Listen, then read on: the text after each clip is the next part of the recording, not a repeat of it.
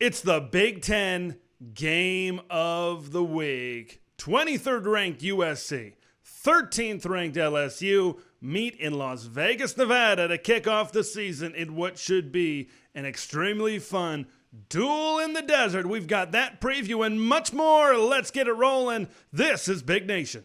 From Pasadena to Piscataway, College Park to the Coliseum, Seattle to State College, Columbus to Camp Randall, the Zoo to the Rock, and everywhere in between. This is where Big Ten fans gather to talk America's premier national conference with your host, Big Ten Ted. All Big Ten, all year long. This is Big Nation. We're starting things off a little bit earlier today because in a handful of hours, I'm driving 20 to 25 minutes down the road to Huntington Bank Stadium, Minnesota, and North Carolina. We have finally made it to game day within the Big Ten Conference. Football is finally back. Going to kick things off 7 Eastern, 6 o'clock Central. Rutgers in action on Big Ten Network against the Howard Bison. Of course, that game on Fox. Minnesota and North Carolina, Illinois, Eastern Illinois as well on a Thursday night. And we've got a Week 2 opponent for a Big Ten team, a very high-profile game. Of course, Colorado and North Dakota State also in action. We got a lot of really good games here tonight, Thursday night. Welcome to another edition of Big Nation. So here's what I want to chat about today. Not only USC and LSU, that preview. That is going to be the heart and soul of this edition of Big Nation. I'm going to break this one down,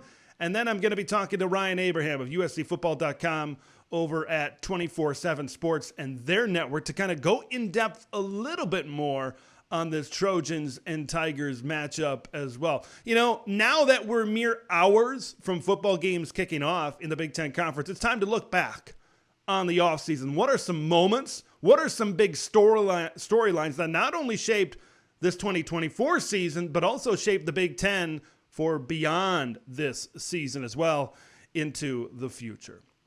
The Big Ten, every single Big Ten game is in action. Every single Big Ten team is in action with the game to kick off this season here in week number 1. What would it mean for every Big Ten team to come home with a W in week number 1?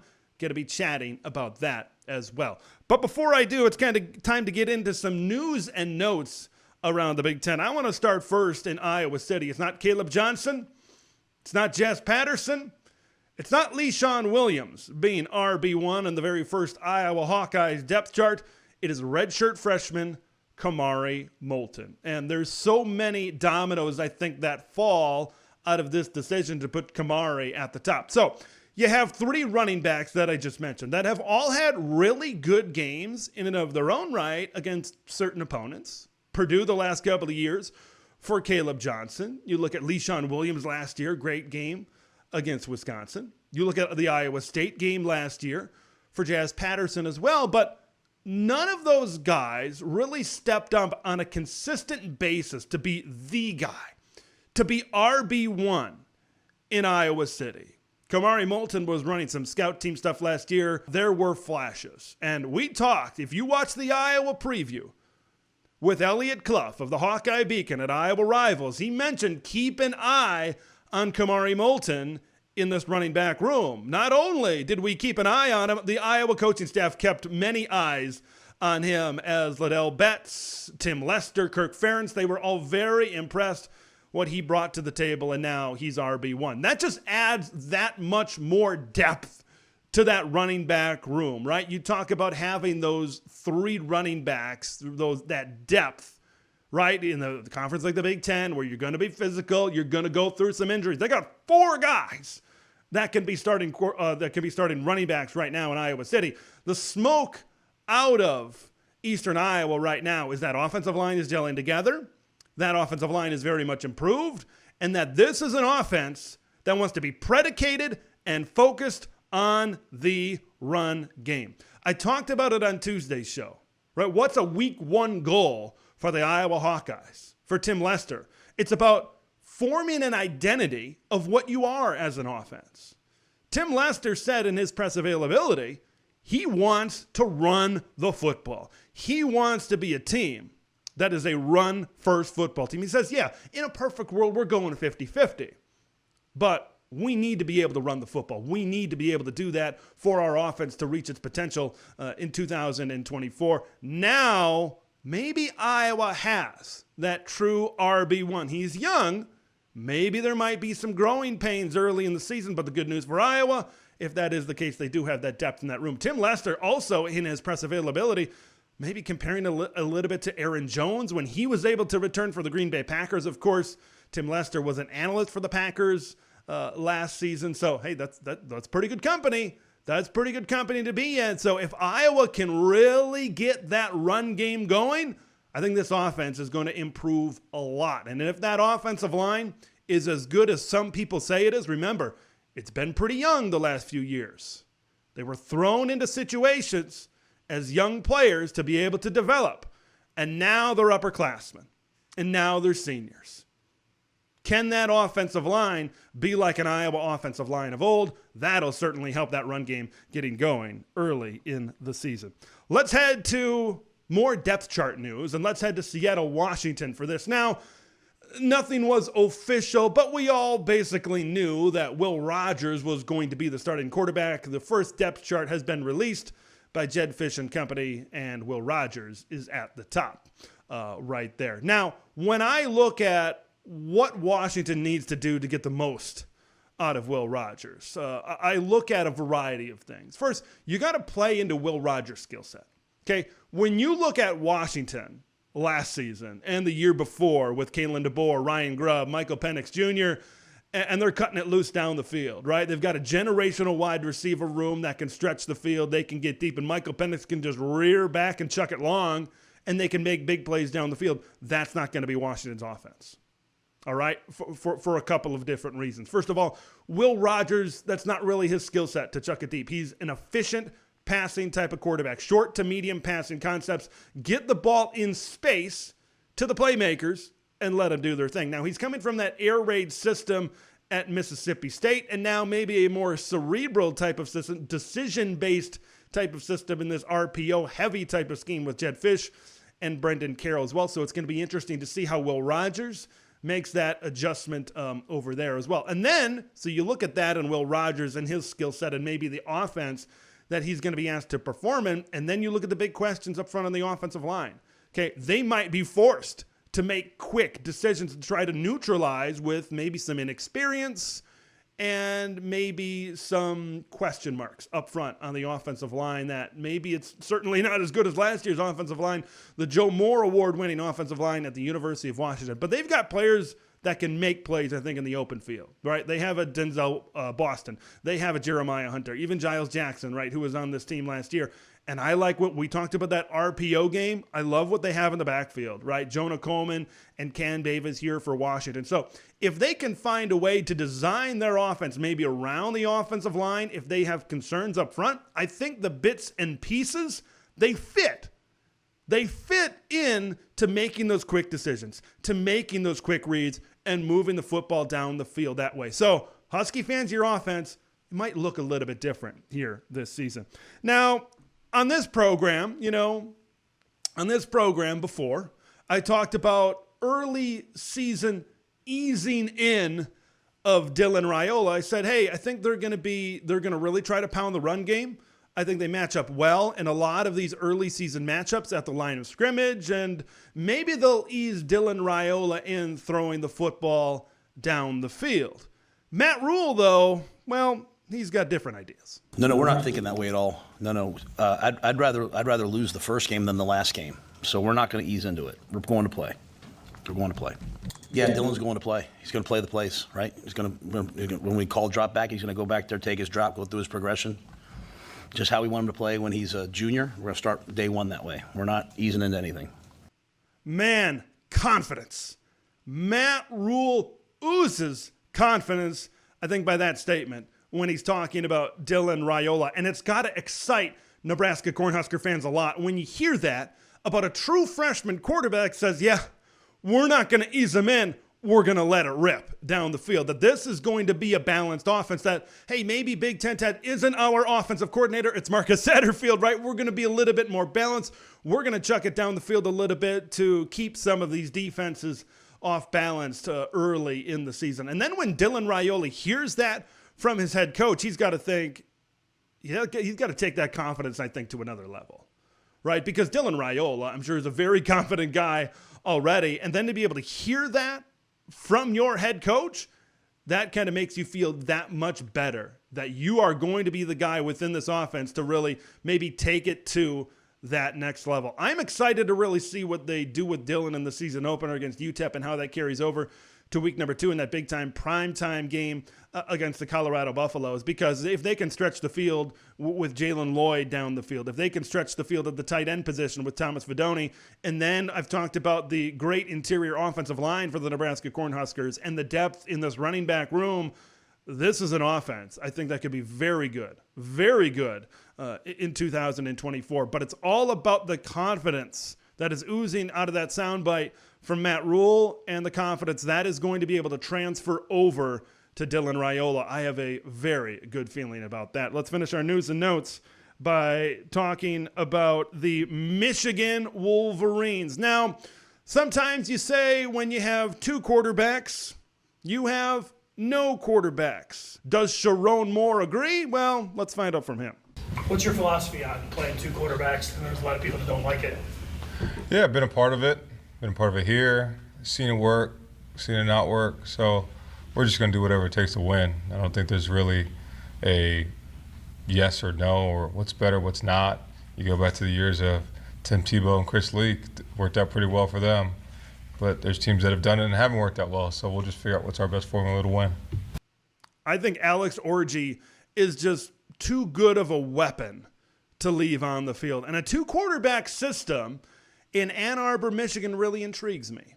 It really interests me because we know all about the weapon. We know all about the running ability, the legs of Alex Orji. And then you were able to see in the spring game the arm of Davis Warren. By the way, his story as a walk-on to be able to come into this program and now elevate to this level, it's a fantastic case study of work ethic to be able to get to this point. So really happy for Davis Warren that he's certainly in this position. But to be able to put out a passer like Davis Warren, to be able to put out the rushing ability and design QB run ability of Alex Orji in 2 different sets, I think could keep defensive coordinators up at night.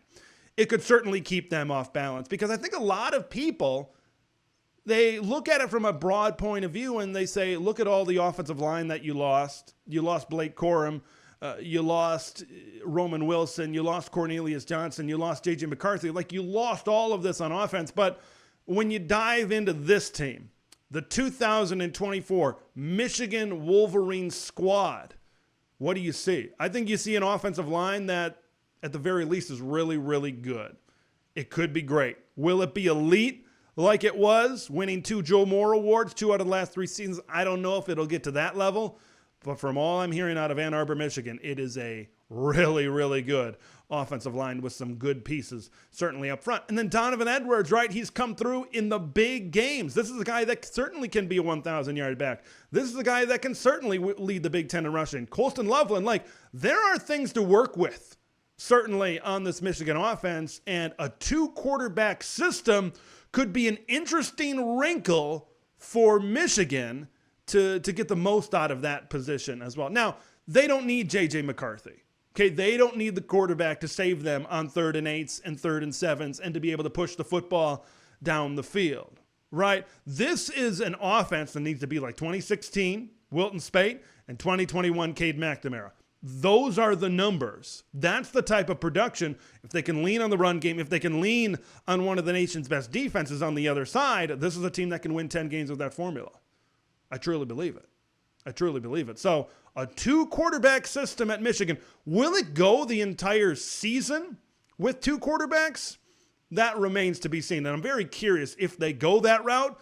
But if they go in the direction of Davis Warren, Alex Orji is certainly still going to be able to see the football field. Some interesting happenings at some of these key positions for teams within the Big Ten. Now, we are mere hours away from the beginning, from official football, when ball meets boot, offenses takes the field. So in these last few hours, I want to take some time to look back on some very key happenings that happened this offseason that set the tone not only for the 2024 Big Ten football season, but also future Big Ten football seasons as well. I think the first thing that we need to talk about is the grass being damn green in Eugene.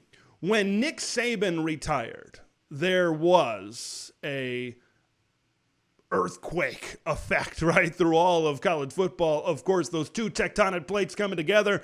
That was Nick Saban announcing his retirement, and then those effects that happened off of the earthquake were some of the things that happened as a result. We're actually going to get to more of those effects in this segment. That's how big that announcement was. But at the top of Alabama's list sat Dan Lanning. And there were what we now know ended up being false reports that Dan Lanning was in Tuscaloosa, but him staying at the University of Oregon was such a huge move. Now you've got this Oregon Ducks program that when you look at recent history, guys like Chip Kelly, guys like Willie Taggart, guys like Mario Cristobal, that have gone to bigger and better things, or at least it was viewed that way, bigger and better things by them, the folks that were leaving. And maybe Oregon got this reputation, whether it was completely true or deserved or not, but they got this reputation that they might be a little bit of a stepping stone job. And Oregon fans were maybe afraid that this would happen again if Dan Lanning would make his way to Tuscaloosa, Alabama. But when that video came out and the announcement was made that Dan Lanning says, I'm staying put, the grass is damn green in Eugene, I think that took Oregon's football program to another stratosphere.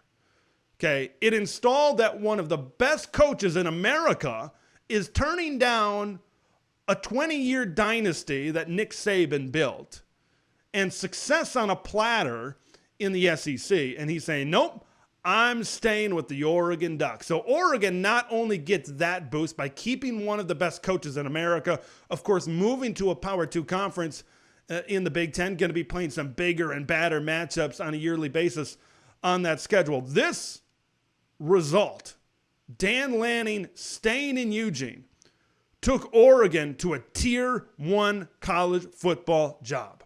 I think when we look back in 20 years, in 30 years, we can look at this as the turning point that made this Oregon job in the same breath as Texas, as Notre Dame, as Michigan, as Ohio State, right? As some of these great programs within college football. Dan Lanning remaining in Eugene, I think really turned a corner of what this Oregon program can be and what this Oregon program could do. But maybe they're not done in 2024 setting new benchmarks at the University of Oregon either. Let's move on to the next one and talking about the Ohio State Buckeyes pushing all of their chips to the center of the table. The most motivated football team in the country resides in Columbus, Ohio. Now, on the graphic, for those of you on video, you're looking at 3 acquisitions. You're looking at Caleb Downs, you're looking at Will Howard, and you're looking at Chip Kelly. Of course, all 3 of those certainly have their own effect on the outcome of what the Ohio State Buckeye season is going to be. And them pushing their chips to the table, spending over $20 million on this roster, of course, a big part of it is going to be focused on the acquisitions. But I think an even bigger part of it is those that are not pictured in this graphic. Guys that could have went to the National Football League. Guys like JT Tuimoloau. Guys like Jack Sawyer. Guys in that secondary, right? All of these guys. And then not even pictured here, Quinshon Judkins, because the graphic is only so large. Right? So everything being pushed to the middle of the table. They are sick and tired of losing to the University of Michigan. A big storyline this offseason is Ohio State pushing it to the center of the table to get that first national championship since 2014. It's been 10 years since that initial 4-team college football playoff victory for these Ohio State Buckeyes. Let's move on to Lincoln, Nebraska. Now, this was Nebraska's offseason. It wasn't the offseason for a lot of teams that went bowling, that went to the college football playoff, like the Michigan Wolverines. But it was the offseason for Nebraska, right? This happened on National Signing Day, the early signing day, when Dylan Raiola flipped from Georgia to Nebraska. Okay, Matt Rhule is implementing his vision at the University of Nebraska.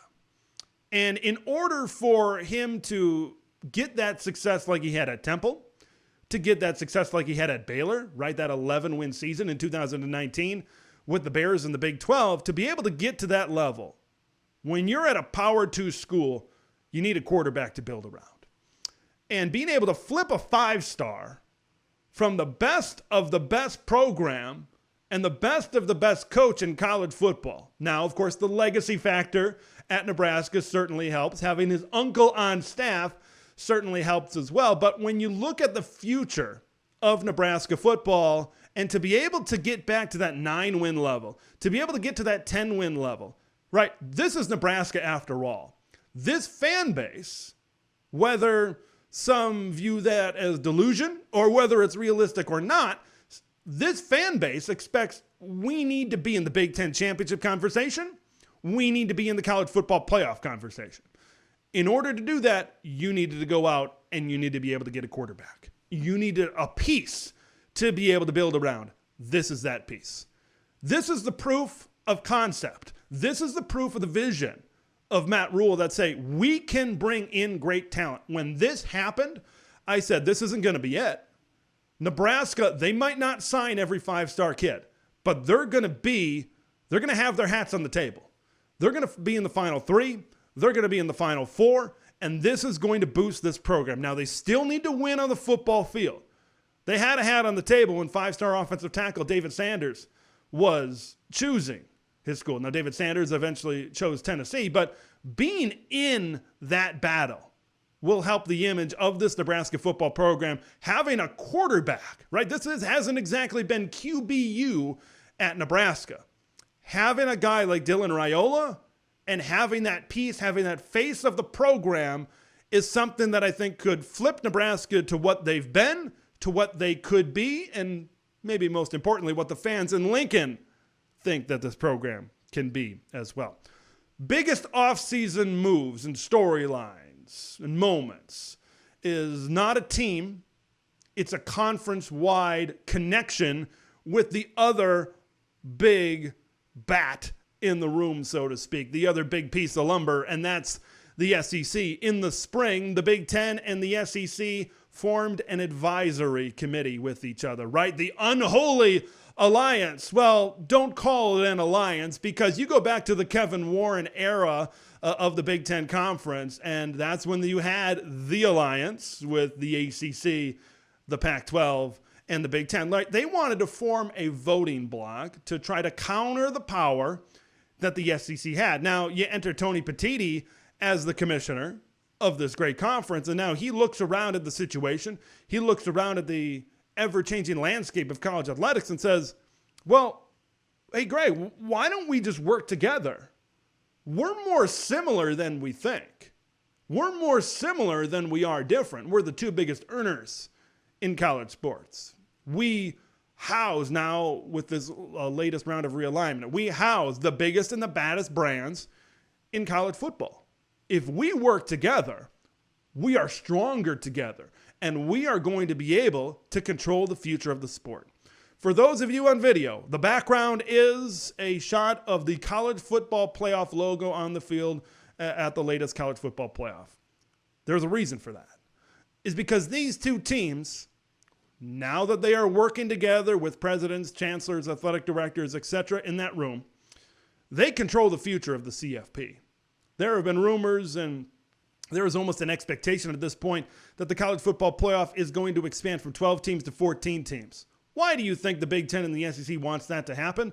Because there's two buys. They protect their conference championship games. The Big Ten and the SEC champ in that model, most of the time, at least 99.999% of the time, would have those two champions get that bye as well and protect that championship game that they have as being so important as well. Coming up on the other side, it's the Big Ten Game of the Week. The USC Trojans and LSU Tigers meet in Las Vegas in a Week 1 showdown. I'm going to be breaking it down, and then Ryan Abraham from USCFootball.com is going to be joining me as well to go into more detail. That on the other side of these big facts.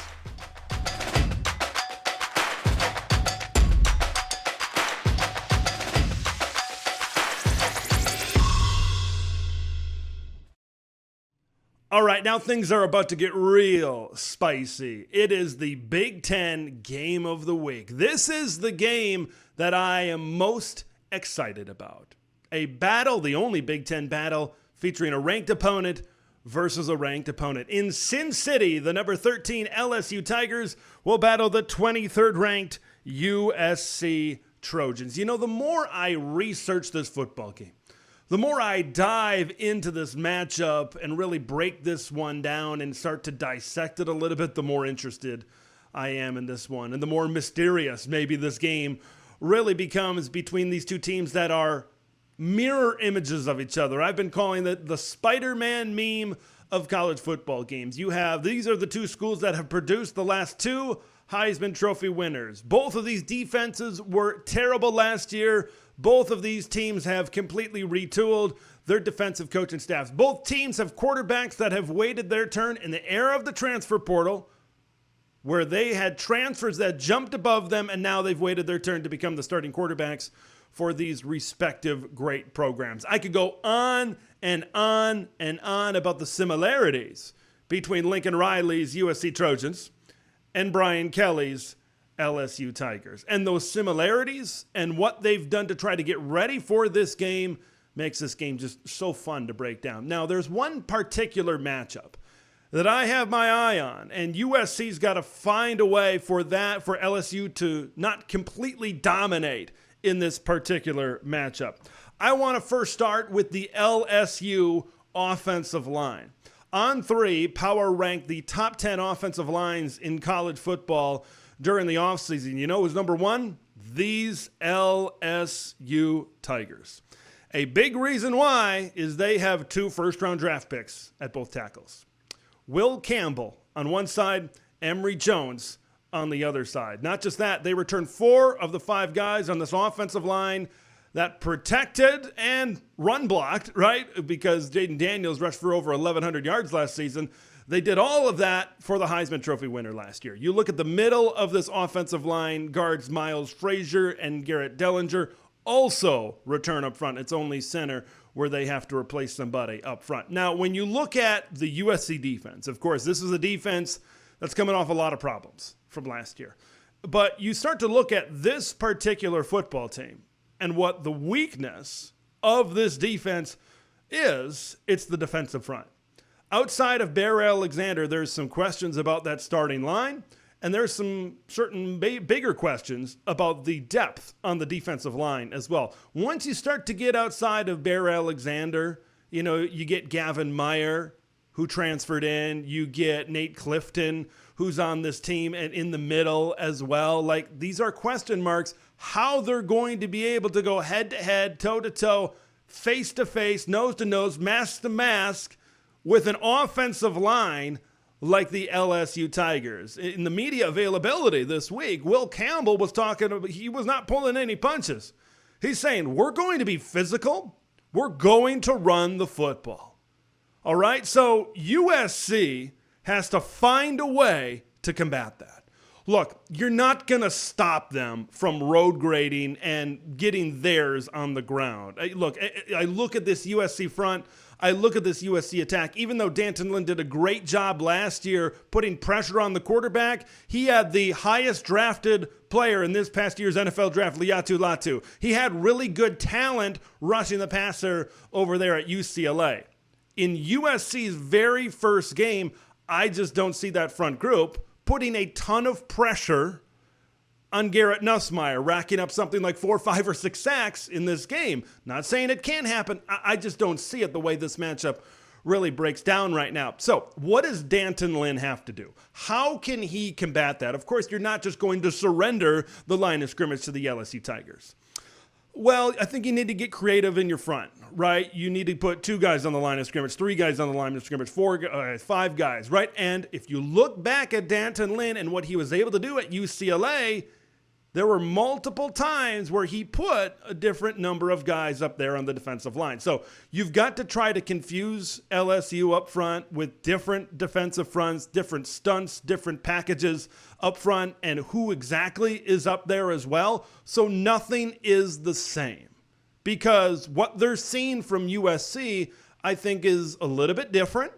Maybe something that they might not be the most ready for. You have to keep them on their toes throughout this game, at least to be able to get pressure on Garrett Nussmeier. Now, when you talk about defending the run, I think you got to bring bodies up to the line of scrimmage. Like, when you look at this linebacker group for USC, I think a guy like Easton Mascarenas-Arnold could be an all Big Ten linebacker this season. So, and then if you look at how that relates to the defensive line up front, there's a possibility that all this defensive line has to do is just eat up blocks, let the linebackers flow to the football in the run game, and let them make plays.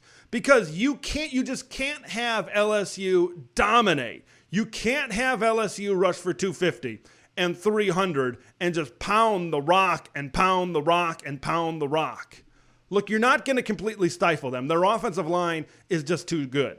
But you just need to be able to contain this LSU run game. When you look at LSU in the backfield, of course, last year they were led in rushing, 1,000-yard rusher, Jaden Daniels from the quarterback position. You look at this running back room, it looks like it's by committee right now. Caleb Jackson, Josh Williams, and John Emery are in that backfield right now. None of those guys really stuck out and really popped last year because of what they had from Jaden Daniels rushing the football from the quarterback position. So it's a relative unknown how good 1, 2, or 3 all of those guys are really going to be this season. So you got to hope that they don't break out too many big runs in the run game, because we know how this offense can do throwing the football. And if they can also balance that out with the run game, that could equal disaster possibly for this USC defense as well. Now, let's talk about this LSU pass game a little bit. Of course, Garrett Nussmeier comes in at quarterback. This guy's got an NFL arm. All right, he was highly recruited for a reason. He stuck around for a reason to be able to be in Brian Kelly's system and have success in Brian Kelly's system as well. Okay, you lose Malik Neighbors, you lose Brian Thomas. Those are first-round NFL draft picks.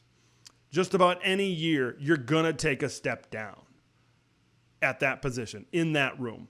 So who replaces those guys for LSU? You're looking at Kyron Lacey, 558 yards, 7 touchdowns last season. You're looking at Chris Hilton, 225 yards and 2 touchdowns last year. And then they brought in a transfer from Liberty by the name of C.J. Daniels, just over 1,000 yards and 10 touchdowns last season in Conference USA. So if you can contain those guys in the throw game from being game breakers and hitting big plays down the field, or at least too many big plays down the field, because I think both defenses are going to allow their chunk plays. Okay, when you're installing 2 different defenses and they weren't great to begin with, and you're bringing in new personnel, it's going to be who can allow the least amount of big plays. Now, when I look at USC's defense, I think the strengths of the Trojans is in the back end of this defense. I think they've really upgraded with the new personnel that they've brought in at safeties and corners.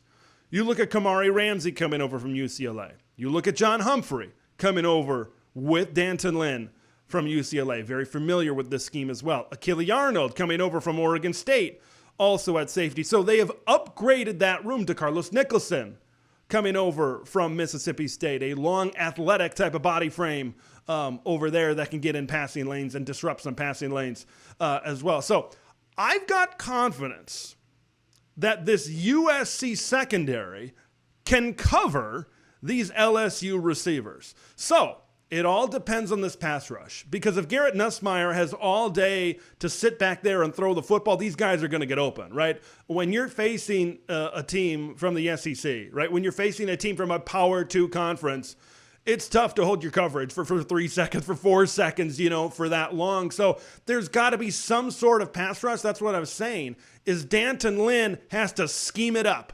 Personnel-wise, hat on a hat, man on man, they certainly do not have the advantage up front. So D'Anton Lynn has to get very creative in what he can scheme up to try to get some pressure on Garrett Nussmeier in this throw game, because I think it's going to be imperative for the USC Trojans in this one to create some turnovers with their secondary on the defensive side of the football. If they can do that, give their offense short fields back the other way, specifically early in this football game, to create some momentum going forward, that could certainly help USC. Let's head over to the offensive side of the football. You see it on the graphic. You have to know where Harold Perkins is at all times. LSU's defense overall is going through a lot of changes. The new guys that they've brought into this defense are not overly impressive. Harold Perkins is a guy, though, that can get it done. Double digits tackles for loss last season. He can get after the quarterback. He can wreak havoc in the backfield. With this offensive line, guys shifting places. Of course, you're moving Jonah Monheim to the middle of that offensive line. You have a young player in Elijah Page as well at tackle. So you got to find a way. Right away when these guys come out to the line of scrimmage, you have to identify where Harold Perkins is right away. Because if you don't know, they're going to find a way for Harold Perkins to wreak some havoc in the backfield. So you might have to shade your protection to one side. You might have to shift things up front on the offensive line. Now that could maybe free up some things on the other side for some other pass rushers, but you got to feel pretty good for USC. If you can keep Harold Perkins at bay, I think, and if Miller Moss has time to throw the football, this is a USC football team that I feel confident. If they can contain Harold Perkins, this is a USC team that can move up and down the field. Although the front seven looks pretty good and I think could be improved for the Tigers this season, boy, I think the advantage when you're talking about these matchups, wide receivers against defensive backs, I think advantage USC. I think if Miller Moss has time to throw the football, he's got weapons all over the field. You got a guy like Zachariah Branch, just get him the football in space, and he's going to pop off a big play. Makai Lemon, Jacoby Lane, you saw what he was able to do in the bowl game against Louisville, a big, tall target like Deuce Robinson, Kyron Hudson, a more veteran presence in this room as well. Kyle Ford, Jay Fair, like there's so many guys that can get involved in this throw game. You line up four of them in the formation, and it's pick your poison for LSU. I just don't know if LSU can keep up with what USC has on the offensive side of the football. That has to be USC's MO in this football game. You need to be able to run the football a little bit so you're not completely one-dimensional. So that's going to be a key to kind of offset and maybe keep LSU on their heels at some points in time. But I have a lot of confidence that USC can move the football through the air. Lincoln Riley, especially with all of the changes, new scheme and all of that, that Lincoln Riley is going to be able to put together a game plan that he's been working on throughout this offseason. He's going to be able to put together a game plan that takes advantage of maybe the weakness of the LSU defense, which is on the back end here for the Tigers as well. So I think the Trojans can come into this game if they can contain what LSU does in the run game. And I want to go back to defense for just a little bit because this is a point that I want to make sure I get out there. This is a point that I want to make sure to make. You got to tackle. You got to tackle.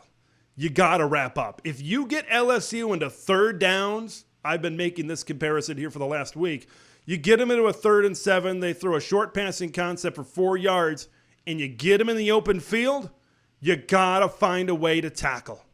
You got to find a way to wrap up and bring them down. You got to find a way to get that LSU punt team on the field.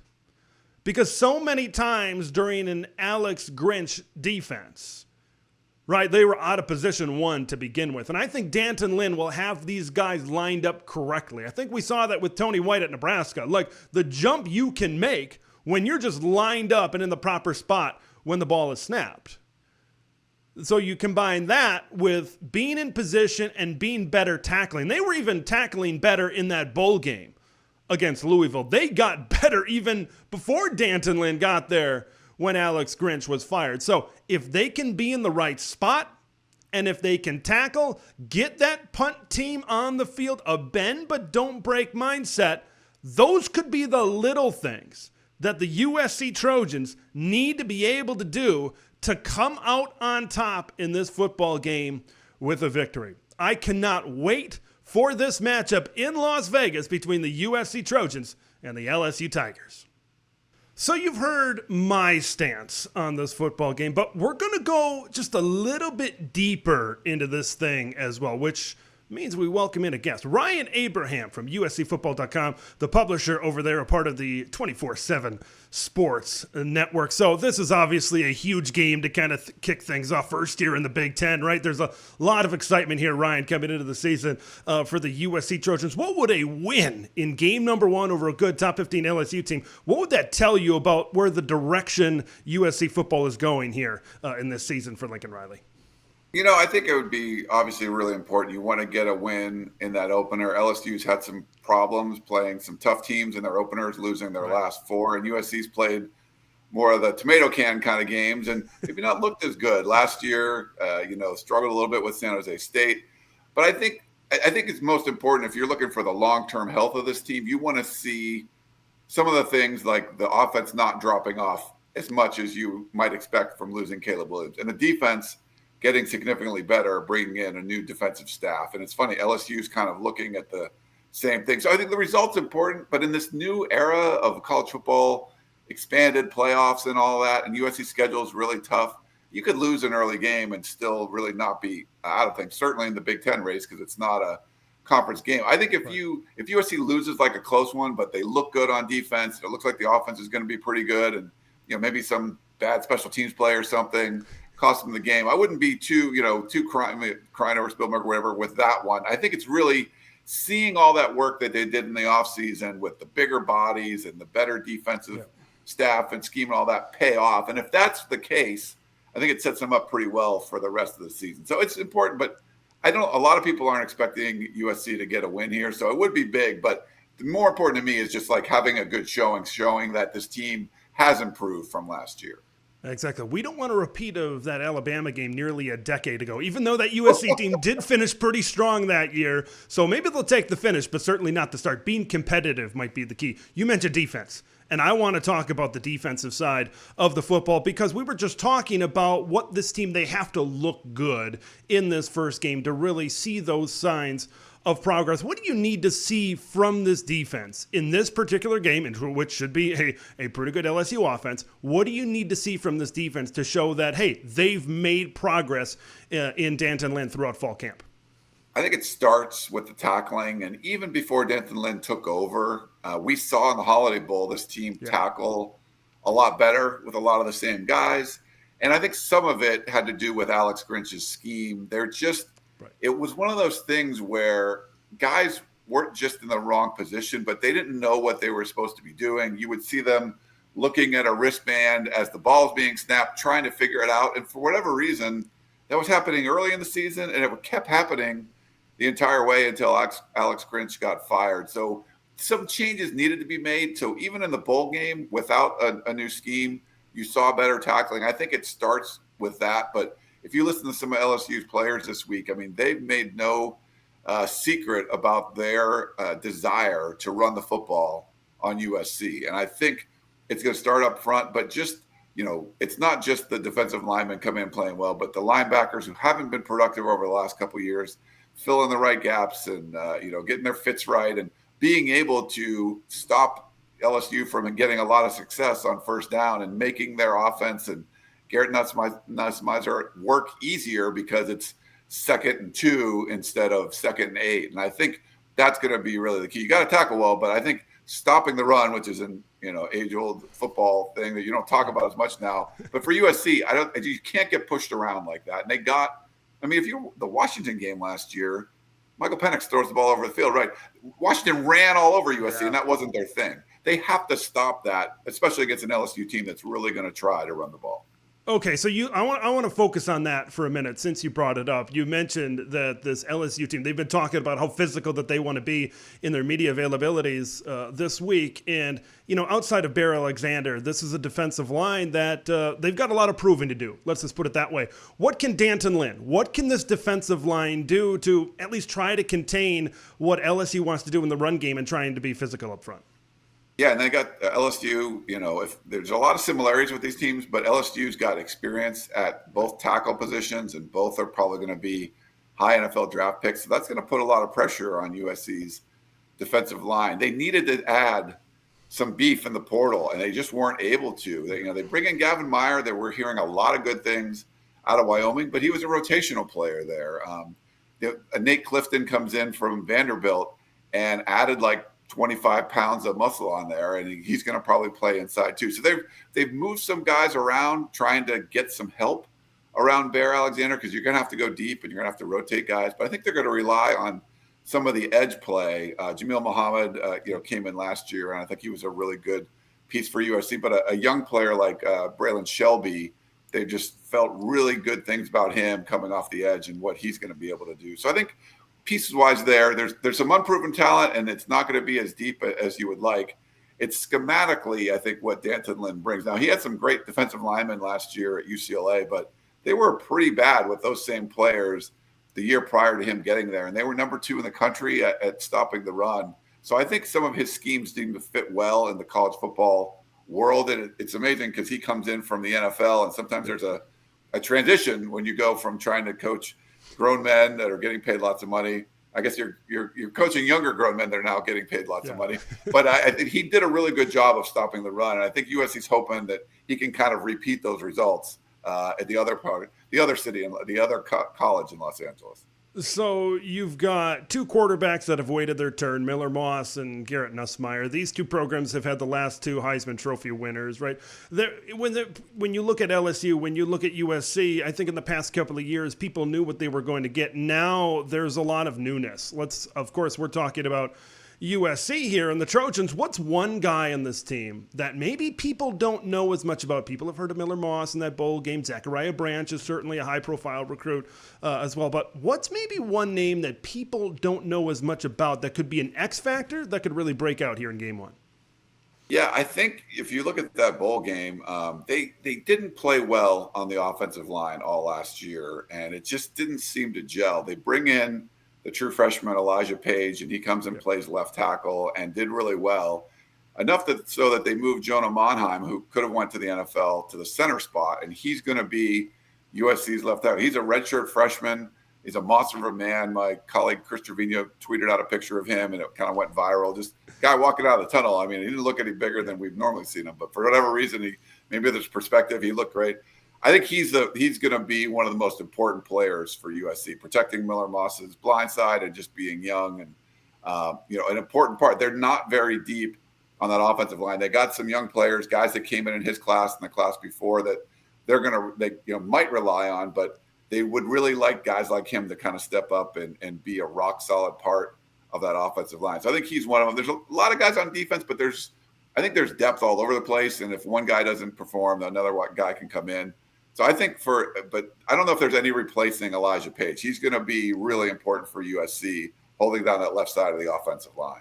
Boy, I am very intrigued to see what this pass protection, this O-line can do with a guy like Harold Perkins, right? On one side, that could certainly bring pressure on the passer here in this football game. Okay, so we talked about it's important to look good. Yeah, can they take a loss, come back in the Big Ten? Yeah, absolutely, right? That can happen.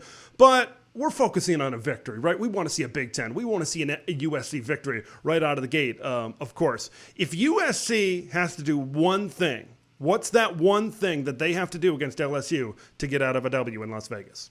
Yeah, I mean, we talked about stopping the run, but I think it's about what you do well and what you're going to excel at. I think if LSU does well, it's probably going to be them being able to run the football on USC, where USC can sort of take advantage of a mismatch. I think it's with USC's receiving core against LSU's secondary. LSU's defense was bad last year, just like USC's, but I think the front seven is actually going to be pretty good for the Tigers. I think the secondary is where there's a little bit more of a question mark. And USC's got 4 really talented sophomore wide receivers. You'd mentioned Zachariah Branch, and he's the guy ranked highly in the new college football game. But if you look at his classmates coming in there, Jacoby Lane wasn't really well thought of as he was a 4-star recruit, but just not someone that was like, oh man, this guy's gonna be crazy. I think Lane Kiffin. Lincoln Riley. I've been covering the team for a while. Lincoln Riley sort of wants to keep him under wraps. He's just this big body and loves to. He's a really fun personality and just can snag the ball out of the air and contested catches and all that. I think he's going to have a huge year for the Trojans. And Juice Robinson is a little bit taller than him. He's like 6'6", really big body wide receiver. And then Mekhi Lemon, he came in as well and didn't have the fanfare either. But man, he could be. I think he's going to be one of the starters for USC. But they have some veteran guys at receiver. But I think that the core of those 4 sophomores, they all bring a little something different to the table. If USC goes out and wins, I think those guys are going to have a big game. There's going to be some big plays, big explosive plays, good catches, contested catches, things like that. Where Miller Moss is dealing, you saw him throw 6 touchdowns in the Holiday Bowl. It'll be something like that those guys have a big game for USC to win. Boy, when Lincoln Riley was hired as the head coach, he went out and he said, I got to get some pass catchers. And it was that class a couple of years ago that is expected to really step up into the forefront. Man, this should be a great game. I'm so excited. This is my Big Ten game of the week. Number 13, LSU. Number 23, USC. Ryan Abraham from USCFootball.com at 24/7 Sports. Thanks for joining me, Ryan. Thanks for having me.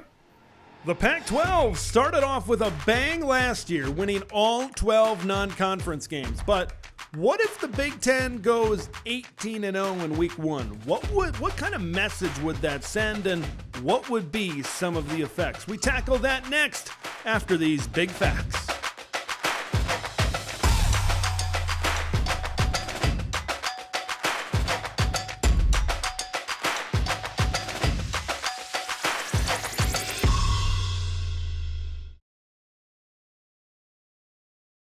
If the Pac-12 can do it, then why can't the Big Ten? Okay, let's rewind back to last season, 2023. The Pac-12 started off what might have been the very best year in their conference's history, also the last season in their conference's history, RIP to the Pac-12, but they went 12-0 in week number 1 in non-conference matchups, and it really set the tone for that great season that was Pac-12 football in 2023. So can the Big Ten do it?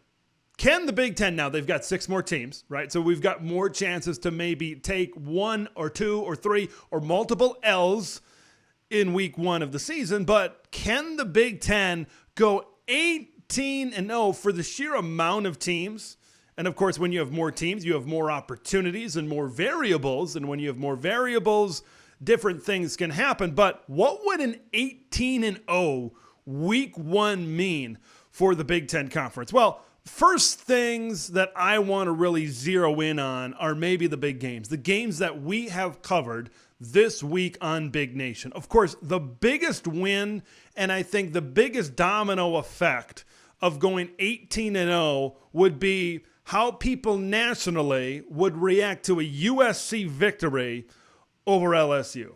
LSU is a really good football team, right? I think when all is said and done and we have the twists and we have the turns through the season, this is a top 20, top 15 type of college football team. LSU could be a top 10 type of football team. So if USC can win that game in week number 1 against a really good Bayou Bengals squad, I think that says a lot about what Lincoln Riley has done to prepare USC for this season.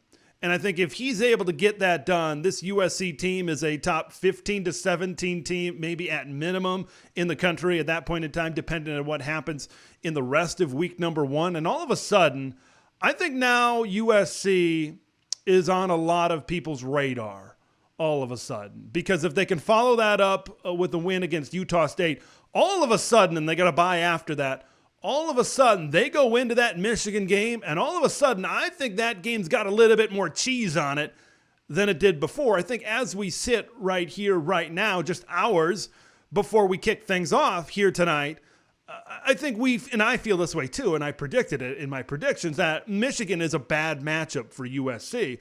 But what if USC, it's just another ho-hum Lincoln Riley football team, and he's very explosive on offense, and they show it against the LSU Tigers? Now that's a very interesting contrast of styles between the explosive offense that is USC and that dynamite defense that is Michigan. All of a sudden, that game in the mid-afternoon on CBS, that becomes a giant college football game. That becomes a giant college football game for the Big Ten race. That becomes a giant football game for the college football playoff race, because I think that's where a lot of people's thoughts are going to go. If USC is able to get it done against LSU, college football playoff, because you look at the rest of the schedule, there are games on this schedule, even if they lose 2 more games, maybe even 3 more games, a win over LSU is that notch in their belt, that game into their back pocket, that when it comes resume time at the end of the season, they can reach into that and say, hey, we beat a really good football team. Minnesota Golden Gophers. All right, this is a team that a lot of people have on the brink of bowl eligibility. Personally, I have them sitting at 6-6. Some folks have them at 5-7. Some folks have them at 7-5. If they're able to establish their will at the line of scrimmage, and if Darius Taylor has a 150-yard outing, 160 yards, got a couple of touchdowns, he does Darius Taylor things like we saw during the season. If Max Brosmer, I think this is maybe even more key, if Max Brosmer comes out and he shows that he is the improvement at the quarterback position for Minnesota, and he is able to outduel Max Johnson or whoever is on the other side for the North Carolina Tar Heels, I think we need to maybe start putting a little bit more respect onto Minnesota's name as we continue on throughout the season, because North Carolina has some weapons. North Carolina is a decent ACC football team. North Carolina currently the favorite as we go into that matchup tonight in Minneapolis. If Minnesota is able to get this win right off the gate, first of all, I think at that point, you got to feel good about bowl eligibility, right? Winning 5 of your next 11 games. And I think number 2, I think this is going to carry a lot of momentum early into the season because they've got favorable matchups. This could be an undefeated Minnesota team. They get Iowa at home early in the season as well. I think this is a game where if Minnesota is able to show their improvement and they're able to get a victory against Mac Brown's Tar Heels, I think the momentum is going to build for the Minnesota Golden Gophers as we get into the meat of this Big Ten schedule as well. And for the most part, an 18-0 week 1 for the Big Ten Conference will mean that the Big Ten just took care of business.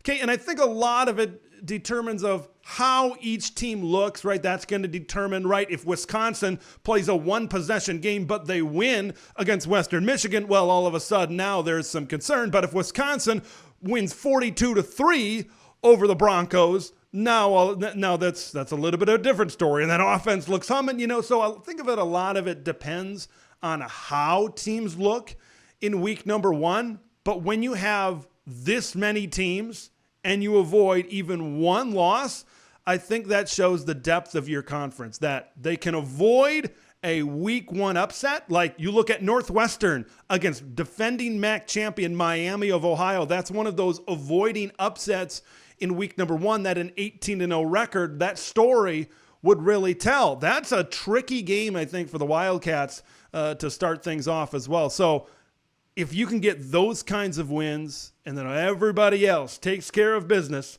in the Big Ten, it is that stepping stone. It is that marquee week 1 confidence boost conference-wide, like the Pac-12 had last season, where you tell the rest of the conference, hey, we're ready to play. Now you got some week 2 games. Okay, you got Michigan against Texas. You've got Nebraska against Colorado. Week 3, you've got Alabama against Wisconsin, and now they are ready to go and they are ready to play. I think it depends how the teams look. A lot of these teams are taking on FCS teams, a group of 5 teams. I'm not sure if it'll mean maybe as much as what the Pac-12 put up last year, but it will certainly be that first great step to a very deep, a very exciting, and a very good, fun Big Ten college football season in 2024. It's time to play ball, folks. It's time to play ball. It's time to buckle up those chin straps. It's time to tighten those shoulder pads. It is time to put boot to ball. It is time for college football. I got to take this camera, this tripod. I got to take myself into Huntington Bank Stadium here tonight for coverage of Minnesota and North Carolina. Going to have reaction from myself. Going to have reaction from head coach PJ Fleck and Minnesota Golden Gopher players after this one as well. Going to have reaction of Penn State and West Virginia on Saturday afternoon. So stay tuned to the channel and podcast platforms for that. And then USC and LSU going to have a reaction to that on Sunday night as well. Enjoy your very first college football Saturday. We will be back here on Tuesday to recap everything. And there's going to be a lot to recap. Until then, I'm Big Ten Ted. We will see you in the next edition of Big Nation. Thank you for watching and listening to Big Nation. Make sure to subscribe and follow Big Ten Ted on X, YouTube, and podcast platforms to stay in the know on all things Big Ten football.